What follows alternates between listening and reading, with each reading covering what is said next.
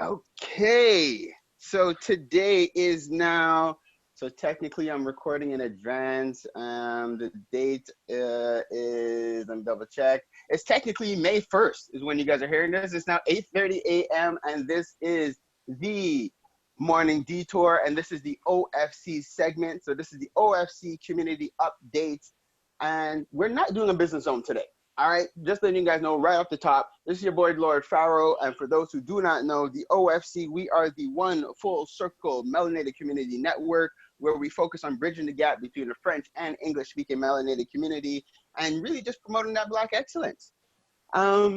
So basically, as you guys know, again, huge shout out to our team back at CKUT, much love to Louise, Tamara, and everybody else who's just making it possible for us to be able to continue to get the word out to the community. Thank you guys for what you're doing.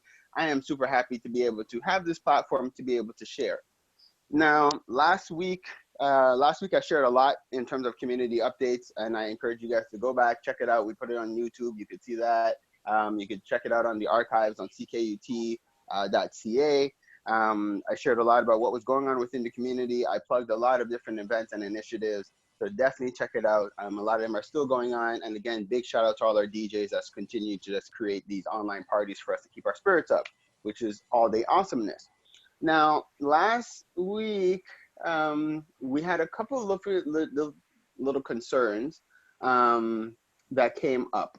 We're just going to address the elephant in the room, and we're going to be talking about our education system today, people.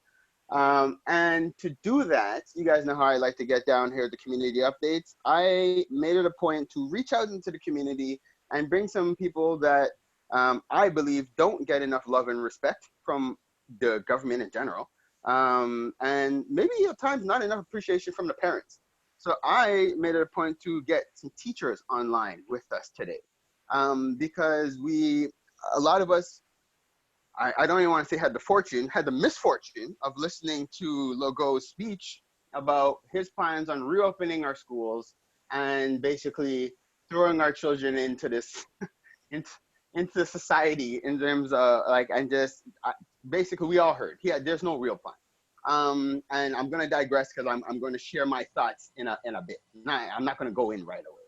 So first and foremost, I want to introduce the teachers that have blessed us and are willing to be with us.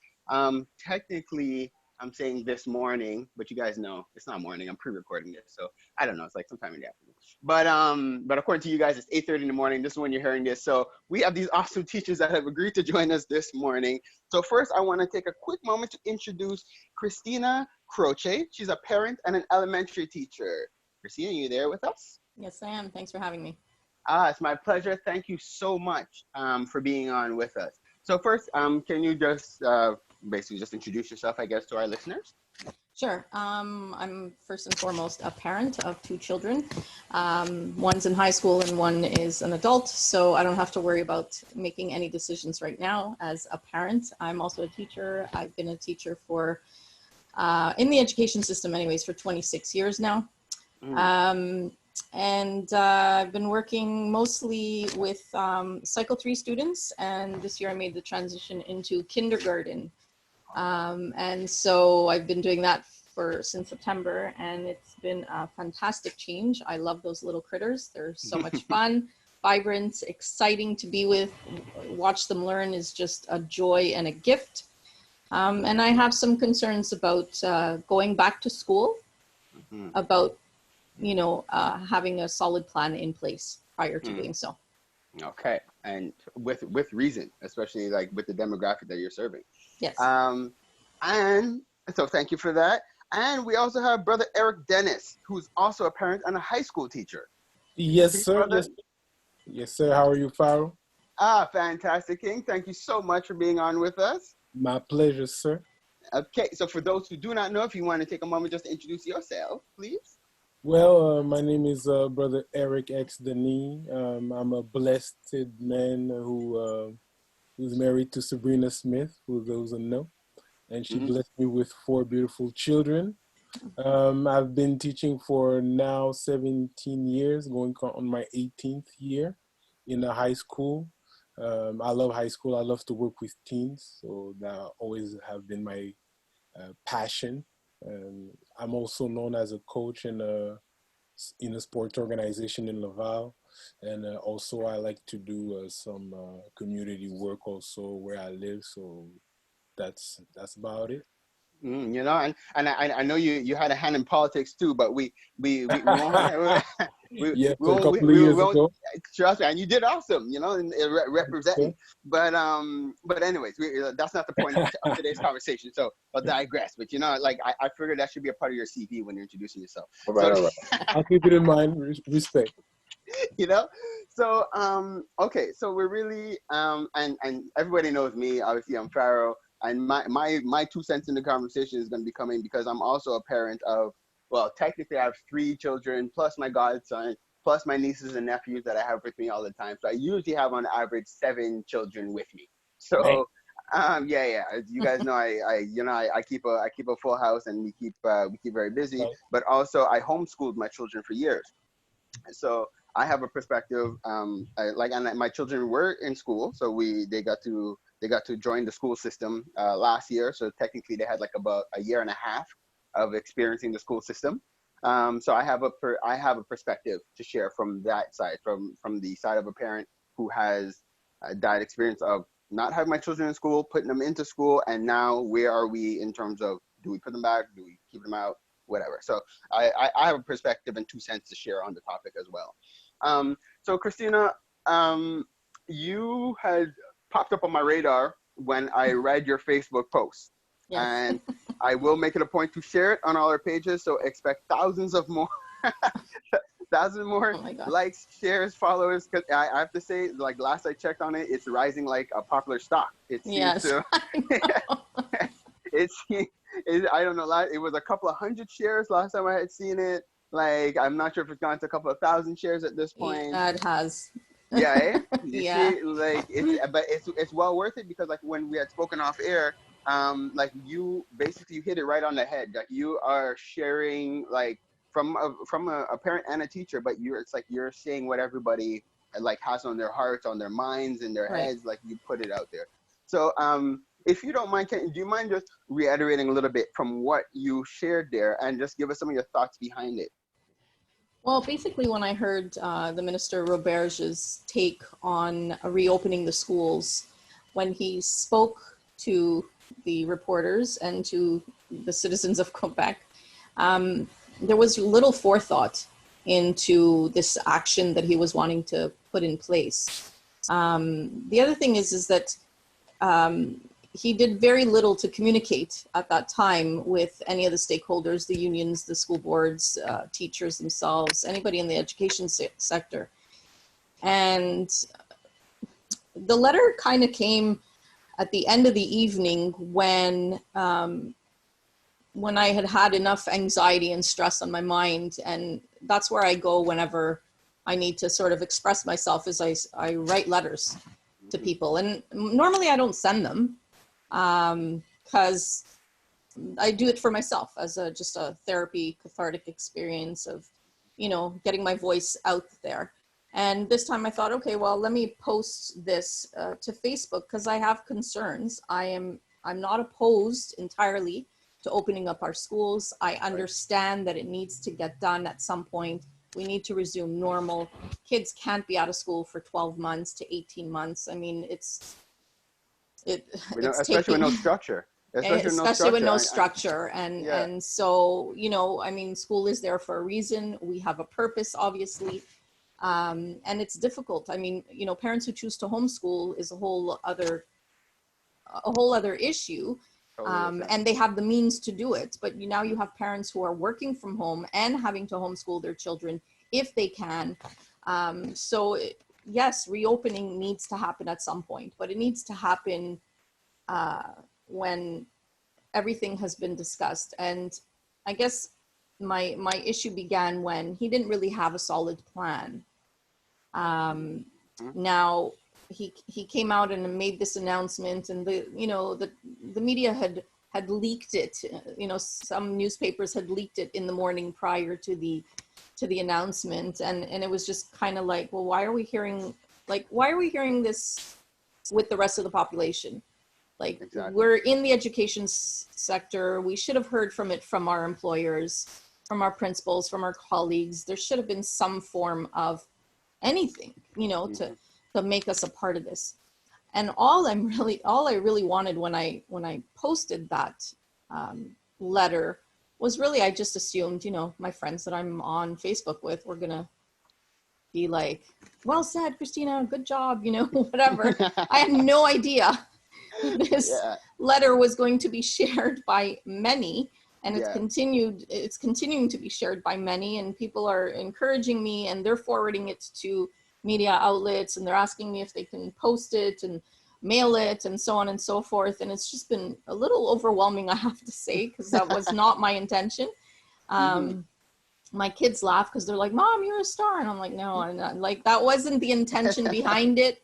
I'm not one, like, I'm not one to, you know, I didn't do this for the accolades. I really did it just for myself, and my close friends and my colleagues. And it took the internet by storm, Facebook by storm anyway. And, you know, I just want to find solutions. Like, we go back on Monday into our respective schools to plan for the children's return. And I have so many concerns, especially being in kindergarten, and, you know, some of the parameters that the government has since shared with us in terms of sharing materials, bringing things from home, so on and so forth. You know, I have children, like every teacher, with needs, particular needs, but, you know, trying to get 5- and 6-year-olds to abide by not playing with each other, maintaining a distance. I mean, these are things that we've been teaching them all year, really. Not to not play with each other, but the distancing part, of course. Right. We're trying to teach them how to play well together and to, you know, cooperate and so on and so forth. And most of my teaching has to do with the manipulatives I have in my classroom and the toys that I have in my classroom. Now, according to these new parameters, these kids can't touch any of what I have in my classroom. Exactly. So I'm concerned. I just want to know, okay, how are we going to do this? How are we going to keep us safe? And one of the biggest, I guess, moments was when he said, when asked, will your teachers and students be protected? Will the teachers be protected? Will you give them PPE? And he said, no, there's no need for that. You see? And I thought, wow.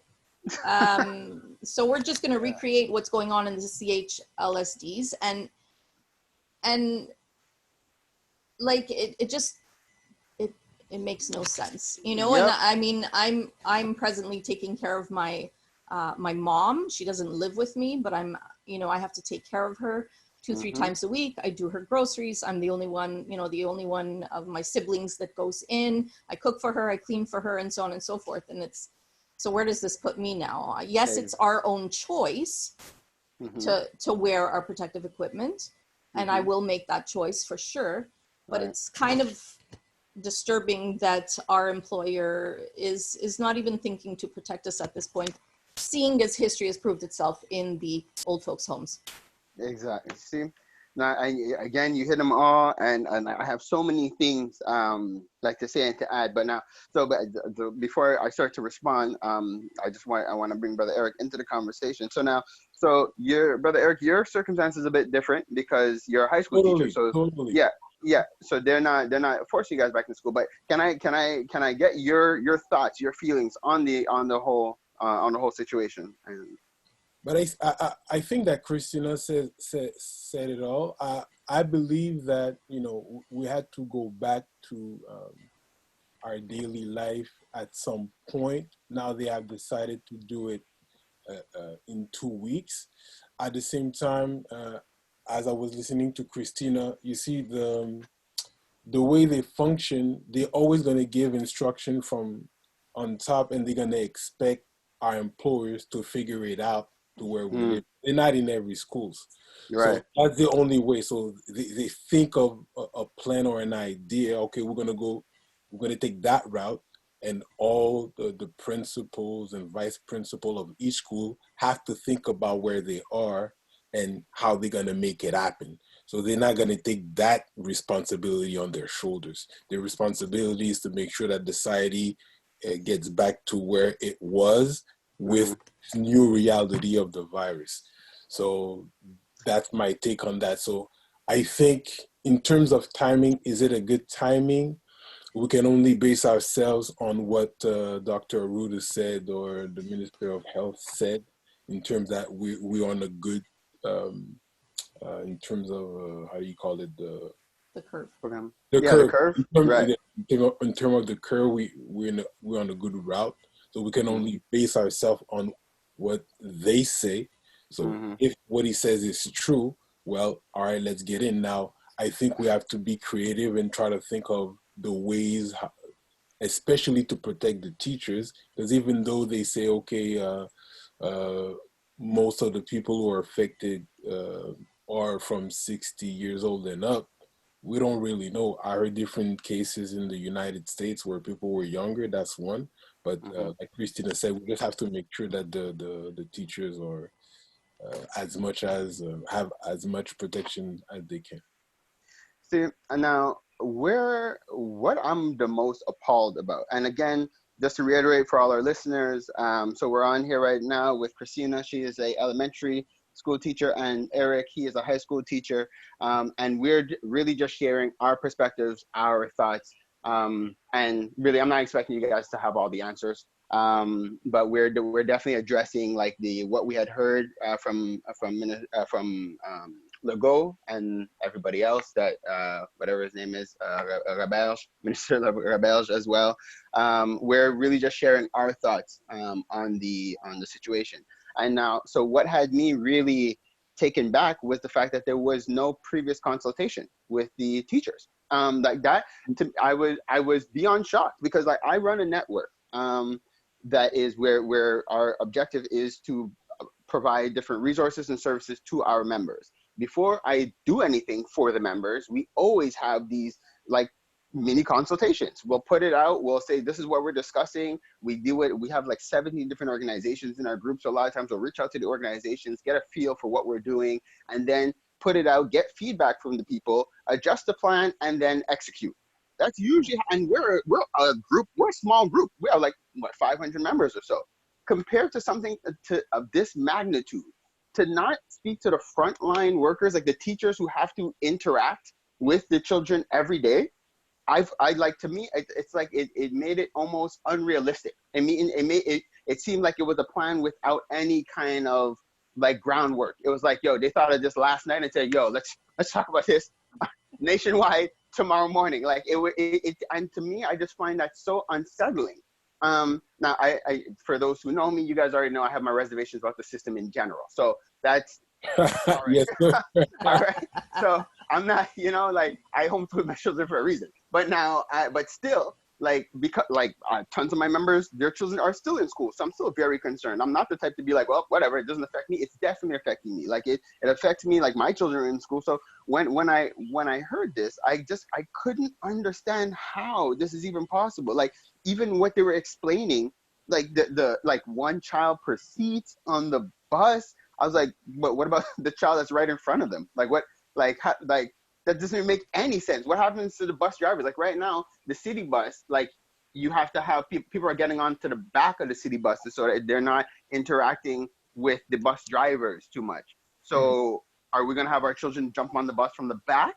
Like, or are we have no regard for our actual bus drivers? Like and for the most part, sorry to say, but a lot of them are older. But like I haven't seen a young whippersnapper bus driver zooming around. Like for the most part, they're older people who are driving our buses, and we're super grateful to them, and for them. But now should they be gladly jumping back in the seat, knowing that the system hasn't taken put in any thought in terms of their well-being? Like, and even what you're saying, Brother Eric, I don't understand. And again, maybe because I don't understand this part of the education system.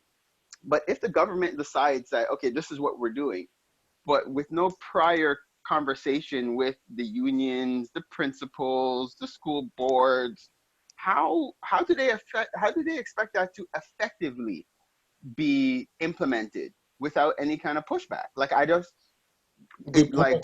It's a good question, but this is how the system works. This is one of the reasons why they gave about 2 weeks. So they did the announcement, and they have 2 weeks to plan it. They will never take the way like the whole OFC work, make sure to mobilize all their members and have their feedback. Mm-hmm. I don't know how many teachers we are in Quebec, but we're thousands Right. of teachers. Agreed. To go to take that route, it wouldn't be possible for them to collect all the information and or those who are pros or those who are cons. That's something they prefer, leave it to every reality in every neighborhoods and every school. That's their angle. That's how they function. So every principal, they're gonna have the meeting with the boards or with the vice. They're gonna be two. All right, I would say like not two types of meeting, but the meeting with the la direction, the principal, and everything, and then they're gonna talk about it with the teachers. Like Christina's going back Monday to put a plan up. And from that plan, every plan is going to be different because all the facilities are different. So this is how it's going to work. And even for the buses also, some buses are smaller, some are bigger. Maybe some schools going to have ask 2 buses when back then they had only 1. So that's all the things that, they're not going to take the time to think about. They have a principal, the gestionnaire, who are going to take that on their shoulders and try to think with their boards. Okay.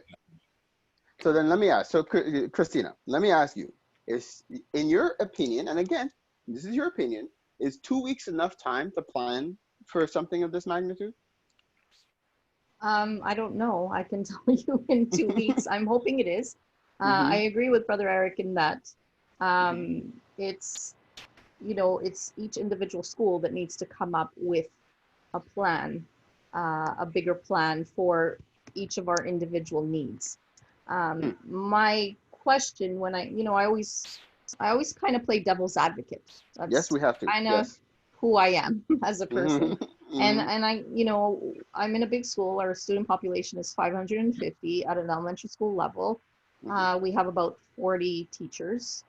And my question is, if we're all going to come together to help develop this plan, do we even have a space in our school, maybe the gymnasium, where we can all meet to discuss, what our plan is going to be as a school? High schools is a whole other logistical problem because, well, they're not opening up, but they will eventually have to open up. They will eventually, come September, have to have a plan in place, as it seems this virus is not going away anytime soon. How are all of their teachers going to try and figure things out? Is it doable in a 2-week period? It might be.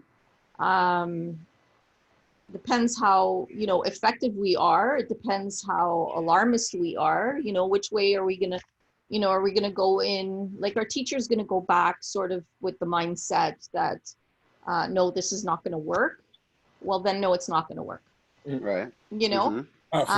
If you go in with the mindset, right? If you go in with the mindset that, okay, we need to make this work because this is a new reality.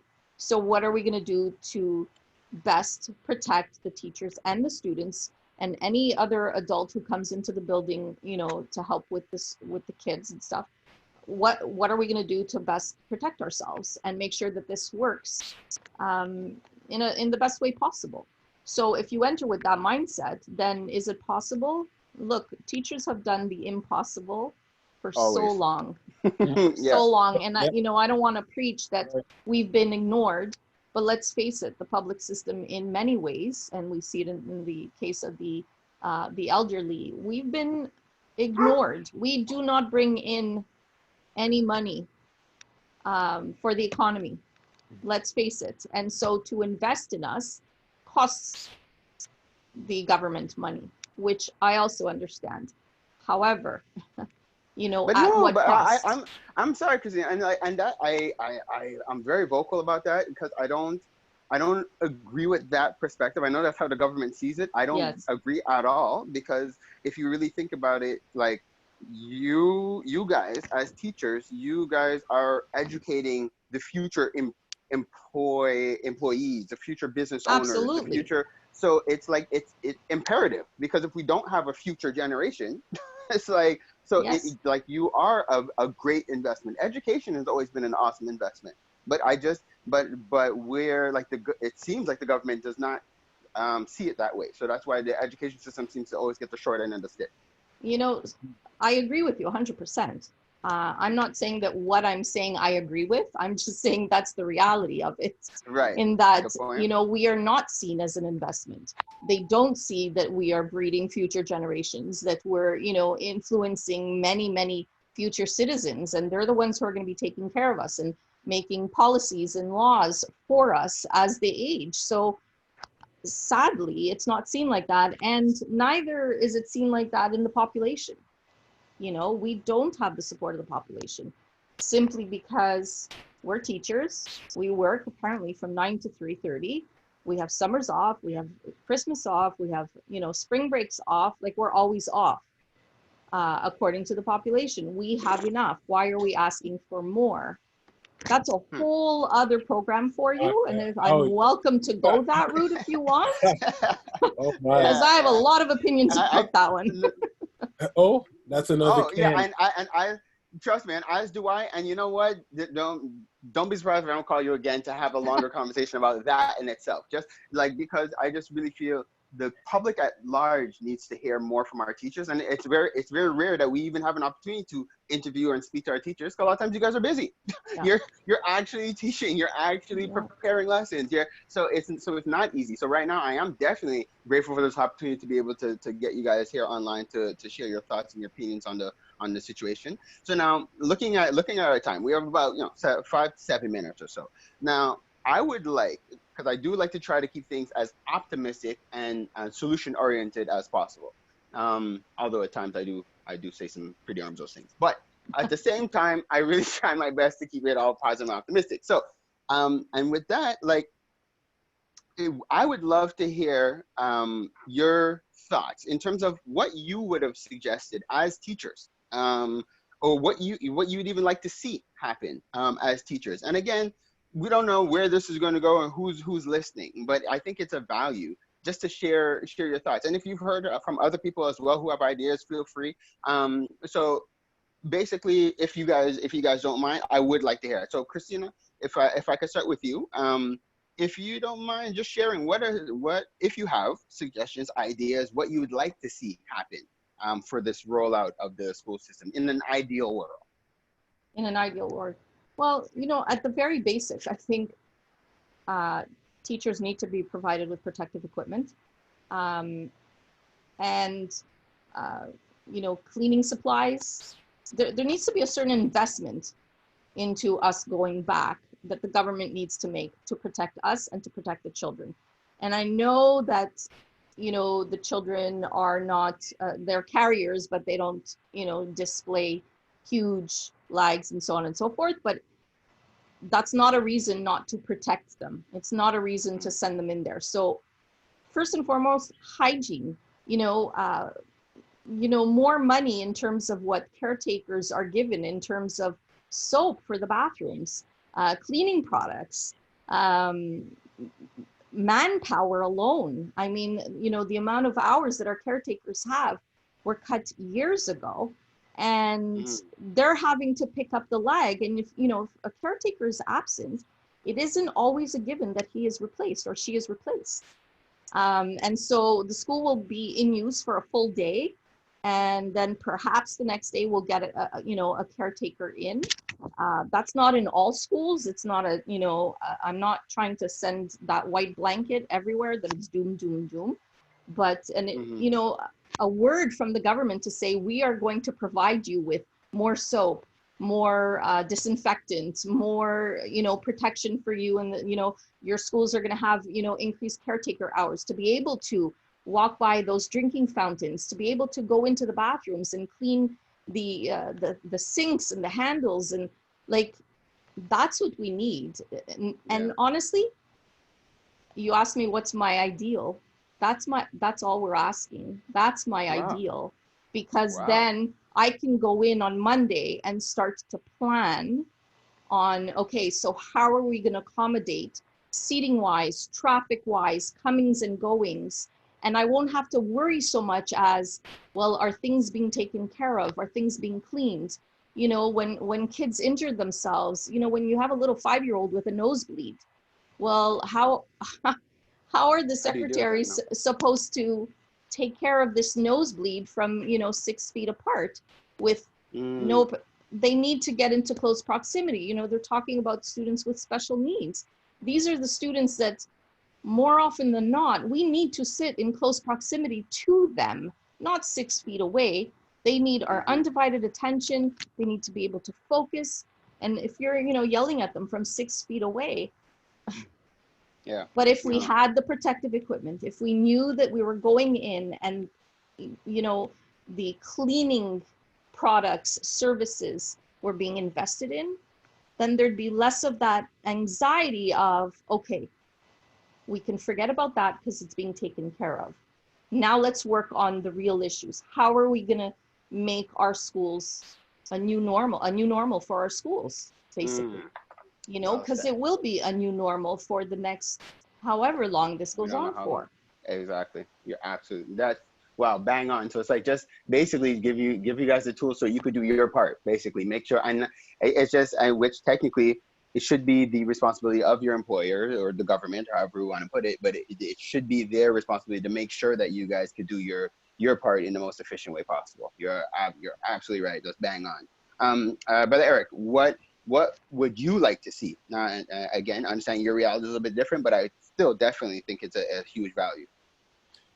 I believe, if I'm not mistaken, 2 or 3 weeks after the shutdown of all schools, the private school system continues school online.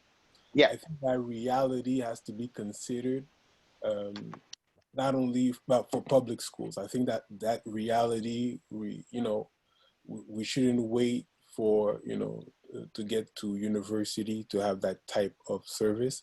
I think if the private schools were able to teach to all their students, not some, to all, it means that the public school system is a bit behind.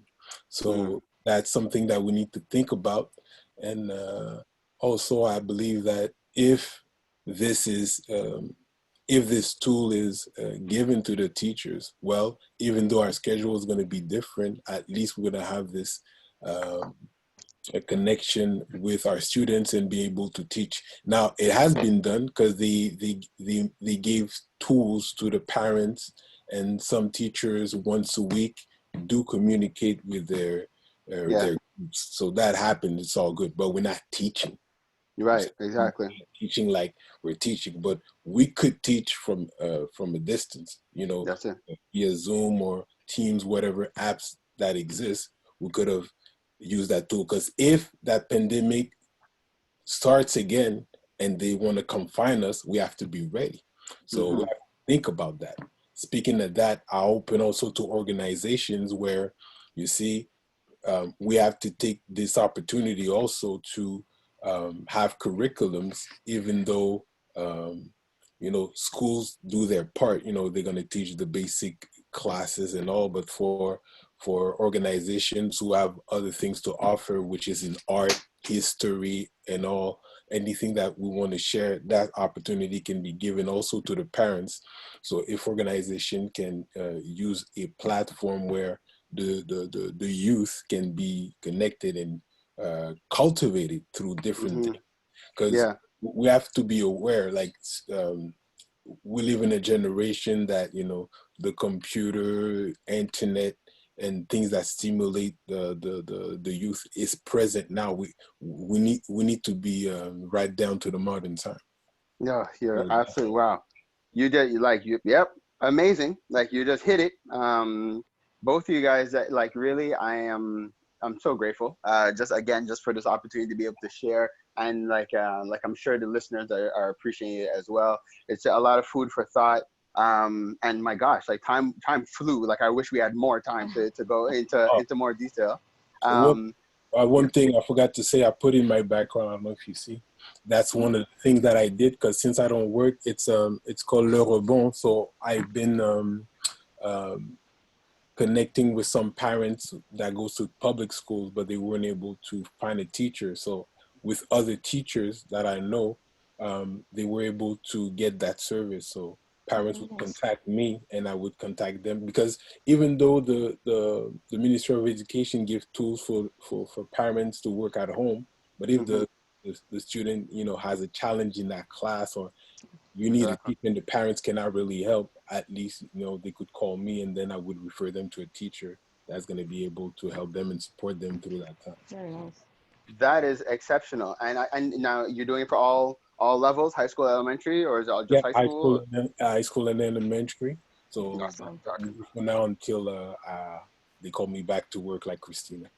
Yeah, I might. There's a good chance I'll be calling you guys again. We might have to have a full hour. I don't know, because there's just awesome things now and even Eric, for what you just mentioned, because I do want the listeners to know about that, and we will definitely share it. So everybody listening, you guys already know, you could always get in contact with membership at ofccommunity.com. Anything you're listening to and you have questions, you want more resources, information, send us a quick email and we will get the information to you. So that's membership at ofccommunity.com. But at the same time, Brother Eric, do you want to share, like, because it's up to you. I don't mind receiving the information and then I'm forwarding it to you so you can get in contact with parents, but you're also welcome to share information directly yourself if you want. Oh yeah, I will definitely send it to you if you want. I can send it to you by email or okay.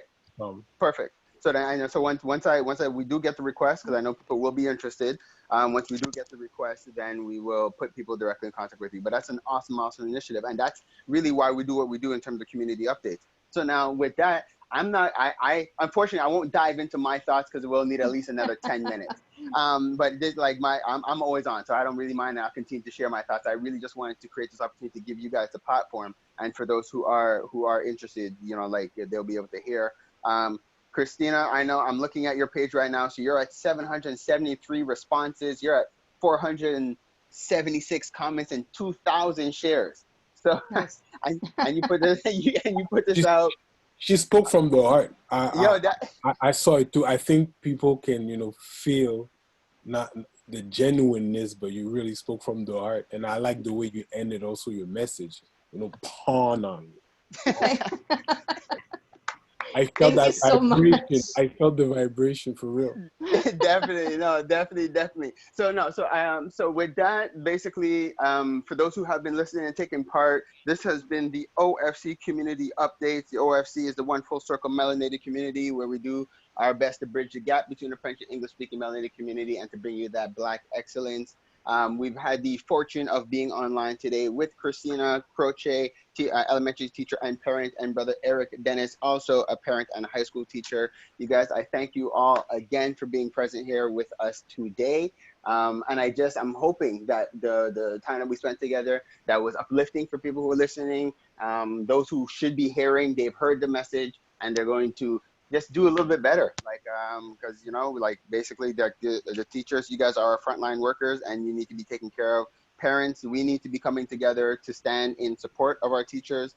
Just quick, in my, like, one of my things was I would have liked to see more time go into planning, some time being put into setting up, like Eric was saying, more of a virtual platform for now, while we prepare for the children to go back into school in September. But do something like use this time within the next 2 weeks to set up to make sure that virtually, just like they're doing in the private schools, because other members are doing it now. Like my children are taking all type of classes online. So it's not that difficult to coordinate.